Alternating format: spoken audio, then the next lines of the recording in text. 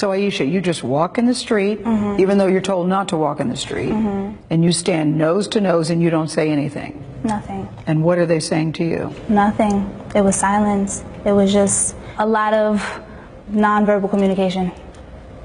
Sometimes silence speaks volumes. I feel like. What did you want your silence to say? I'm human. I'm a woman. I'm a mom. I'm a nurse. I could be your nurse. I could be taking care of you. You know, I'm here.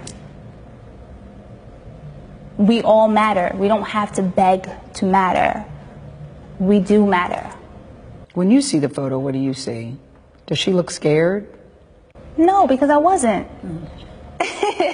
There was no fear in my body, which is kind of, it's when you see these officers and you see their gear, and I see his gun, you know, they look impenetrable compared to me with no armor in a sundress, but there was no fear. No fear. The Washington Post says that you captured a critical moment for the country. They're comparing it to past civil rights photos.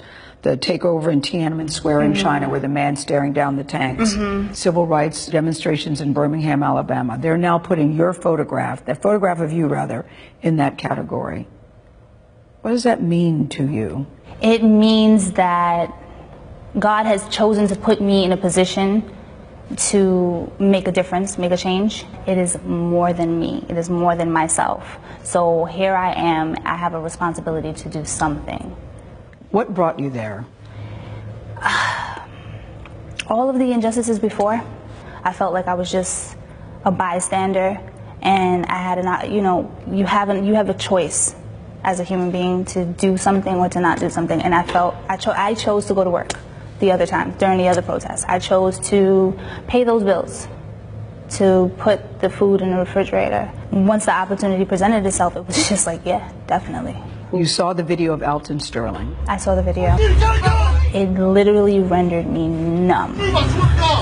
I couldn't cry, I couldn't scream, I couldn't break anything. I was just numb.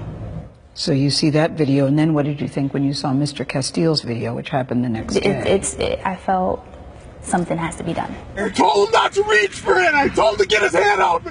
Something has to be done. What did you tell your son? Your son is 6 years old. He's 6 years old. What did you tell him? What's his name? Justin. What did you tell Justin?